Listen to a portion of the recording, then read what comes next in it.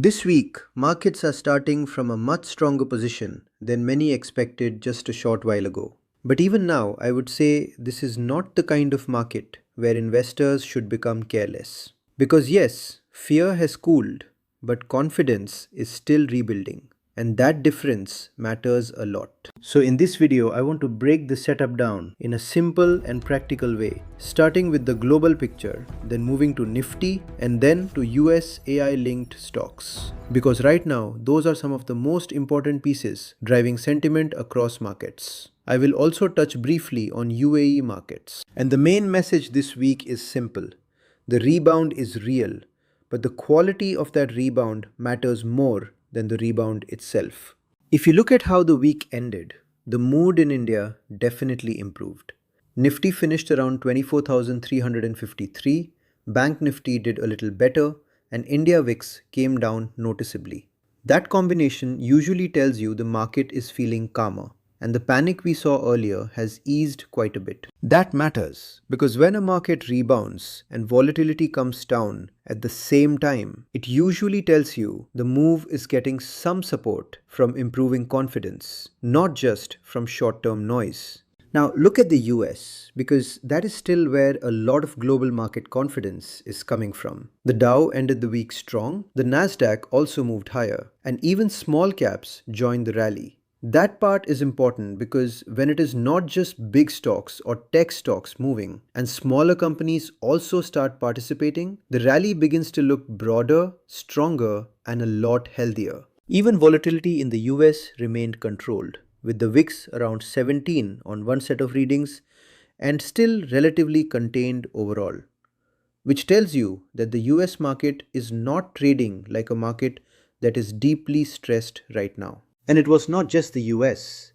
Europe also had a strong move, with major indices like the DAX and CAC 40 closing higher. That matters because it tells you this was not only a narrow bounce driven by one market. The improvement in sentiment was visible across multiple major regions, which makes the overall risk mood look much healthier. But now comes the more important question. Is this strength enough to trust fully? Or is this still a market where we should stay constructive but selective? My answer would be this. The rebound has clearly improved, but this is still a market where investors should focus on leadership, stability, and follow through rather than just celebrating green candles. And one reason for that is commodities are sending a mixed but very interesting signal. Gold rose to 4,879, up 1.48%. And silver jumped 3.98%, while at the same time, crude fell sharply, with WTI at 82 and Brent at 90. That combination matters a lot.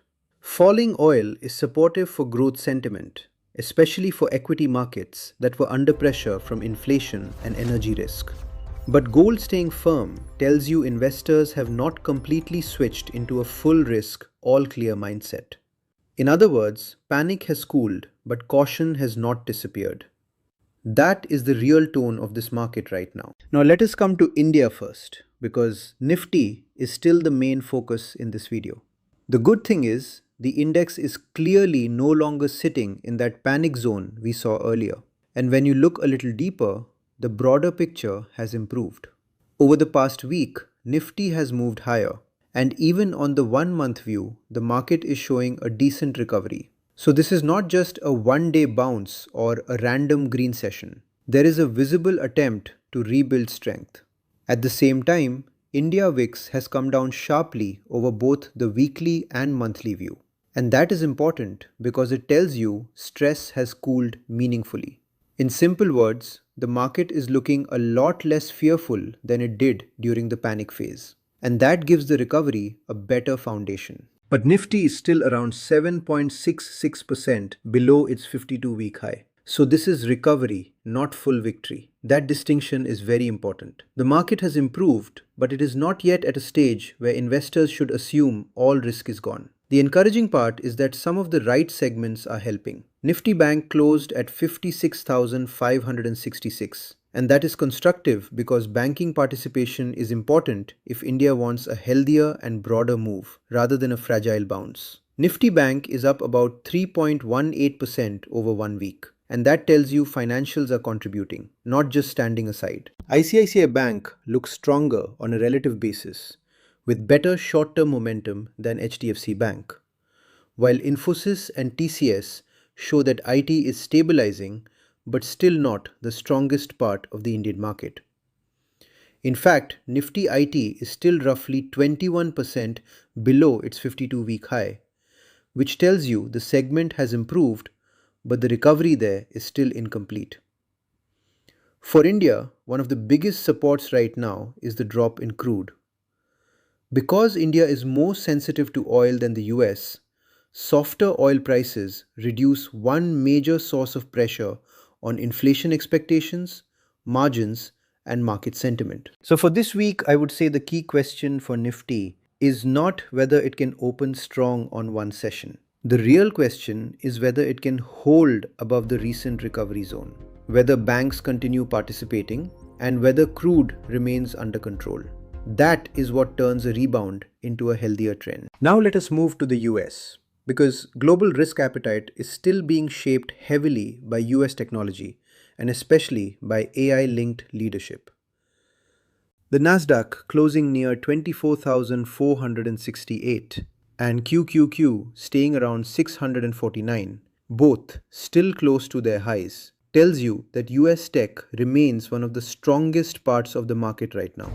This is important because it shows investors are still comfortable leaning toward growth and innovation rather than fully turning defensive. And it is not just one or two popular names creating that impression. The US technology ETF XLK is also holding near its highs and has shown strong performance over both the past week and the past month, which gives a much broader confirmation.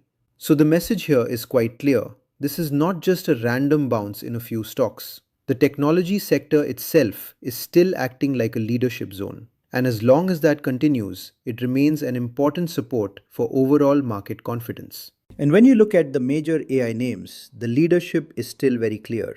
Nvidia, Microsoft, AMD, Broadcom, Meta, Amazon, and Alphabet continue to hold the market's attention. And that tells you the AI trade is still one of the biggest engines behind global risk appetite right now. That is important because these names are not just stocks anymore, they are signals. They reflect investor confidence in AI spending, cloud demand, infrastructure build-out, semiconductor momentum, and the broader willingness of the market to pay for growth. And this week, the message from US AI leadership is still constructive. The leaders are holding up, and in some cases, like AMD and Broadcom, they are doing a lot more than just holding up. They are showing strong acceleration. At the same time, this is where investors need balance. Strong momentum is good, and momentum investing absolutely works. But when leadership becomes too crowded and people stop caring about cycle phase, valuation, or concentration risk, that is when trouble starts quietly. So for US AI stocks, the right framework this week is not blind excitement. It is disciplined observation. Ask whether the leaders are still acting healthy, whether participation remains broad enough, and whether the market is rewarding genuine execution rather than pure emotional chasing. And there is one more important detail here. Small caps in the US were also strong, up more than 2.11%. And that matters because when smaller companies join the move, the rally looks less narrow. That is usually better for overall market confidence. So for now, the US is still giving the global market a supportive signal, especially through tech and AI leadership. The UAE story this week is less about making dramatic predictions and more about watching a few key bellwethers.